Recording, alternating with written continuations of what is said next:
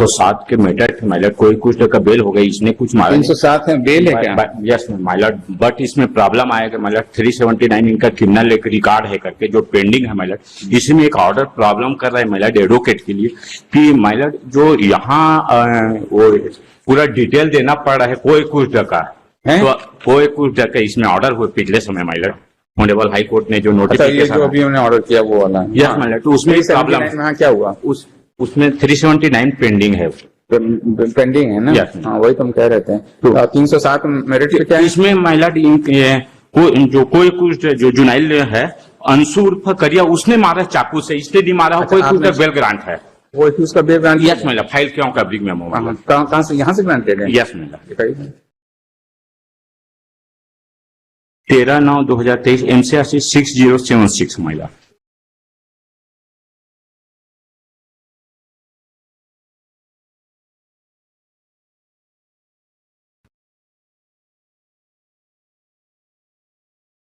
आपसे knife seize हुआ था, आपसे क्या नाइफ सीजर किससे, नाइफ किससे सीज हुआ है? नाइफ किससे सीज हुआ है? नाइफ सीज हुआ था लॉर्डशिप अंशु से। अंशु करिया का क्या हुआ? वो जुनाइल है, उनका बेल हो गया। अच्छा, उनका बेल हो गया। जुनाइल है, 3 मुलजिम थे क्या? यस मैम, 4 मुलजिम थे, 2 जुनाइल थे, 2 जुनाइल थे, 2 मेजर है।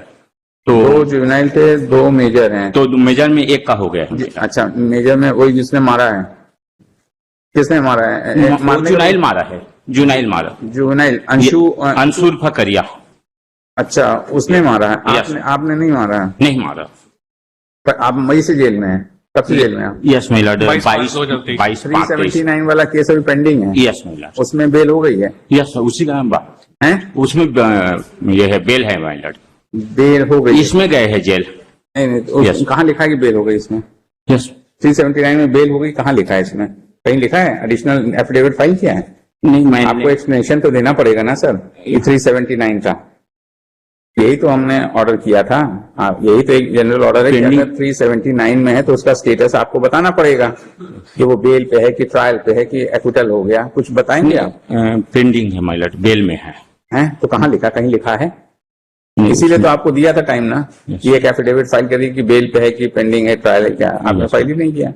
वो बाद में मेरे को वहां के एडवोकेट के ये पता चला कि वो पेंडिंग है करके, उसके घर वाले को पता ही नहीं चला। जब ये ऑर्डर आया तब उनको पता चला कि इनके खिलाफ नहीं, तो पेंडिंग है तो उस पर कोई एफिडेविट दे दीजिए आपकी, उसका वो बेल पे है क्या है, क्योंकि you have to explain the criminal case which is pending against you.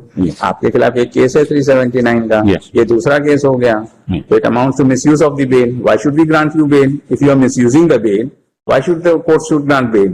बाकी इसमें इनको जबरदस्ती फंसाई है। नहीं, इसकी बात हम नहीं कर रहे हैं। हाँ, इसमें तो आपका चलिए जो ठीक है, लेकिन जो केस पेंडिंग है उसका तो आपको एक्सप्लेनेशन देना पड़ेगा ना कि उसमें झूठा फंसाया गया, कि उसमें आपको क्या था, आपका वर्जन क्या है?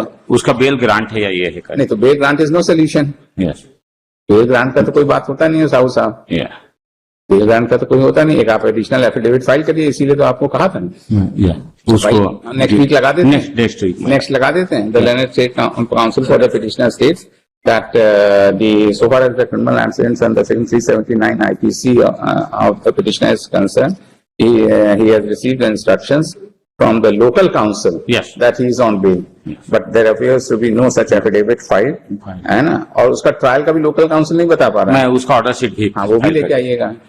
एक और एडिशनल एफिडेविट फाइल कर दीजिए। एक और प्रॉब्लम आ रहा है एडवोकेट के लिए, यहाँ अगर डिटेल देना मुश्किल हो तो अगर वो सब ऑर्डिनेट कोर्ट में क्रिमिनल रिकॉर्ड के, क्योंकि डायरी तो सबसे पहले 439 में सब ऑर्डिनेट कोर्ट में फाइल होते हैं हमारा ये तो सर, तो वहां से आ जाएगा तो यहाँ और इजी हो जाएगा। ये रिक्वेस्ट नहीं, इजी नहीं हो जाएगा, हम बता रहे हैं आपको ना।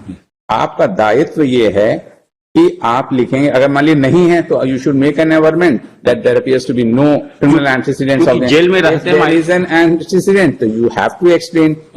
महिला रिश्तेदार एफिडेविट देते जेल में रहते तो उसे एक्सप्लेन कर पाना दिक्कत हो जाता है। इसी कारण अगर ट्रायल कोर्ट में से ही, अगर सब ऑर्डिनेट कोर्ट से ही अगर ऑर्डर में, इम्प्रूव ऑर्डर में आ जाए कि वहां इनके खिलाफ क्रिमिनल रिकॉर्ड है, तो फिर यहाँ के लिए भी कोई दिक्कत नहीं जाएगा महिला। नहीं, तो अगर सब ऑर्डिनेट कोर्ट को ऑर्डर कर दीजिए तो अच्छा। वकील आप हैं, आपको वकालत करनी है, आपको चाहिए कि कैसे, क्योंकि इन लोगों को पता रहता है शासन को कि कहाँ से क्या इनका क्रिमिनल रिकॉर्ड है। जो रिलेटिव आते हैं महिला उनके लिए दिक्कत हो जाती है। नहीं, सबको पता रहता है कि वो जब उसकी जमानत देते हैं, जब उसकी जमानत देते हैं, जमानतदार होते हैं रिलेटिव्स, उनको सब पता रहता है कि किस केस में इन्वॉल्व है, वो पैरवी कर रहा है। बाकी जैसे 5 है और उनको उनके ऊपर बड़े, if you want an interim order, a bail order from this court, you have to satisfy the court. It is not the job of the state counsel. State counsel job is that he will point out the criminal antecedents, right. And if the criminal, अब जैसे आप 2 पेशी आपने खराब किया कि नहीं किया इसमें? कभी कभी आप नहीं मिस्टर काउंसिल, अगर नीचे नहीं, देखिए ऐसे नहीं, बहुत सी चीजें होती हैं कि सिर्फ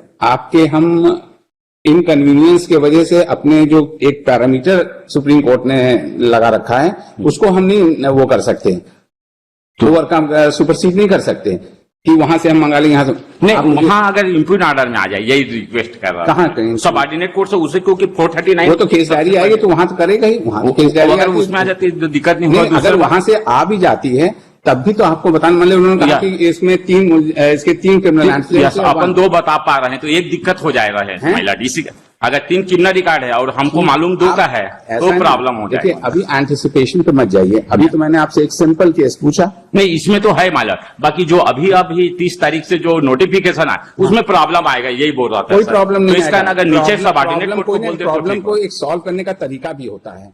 पहले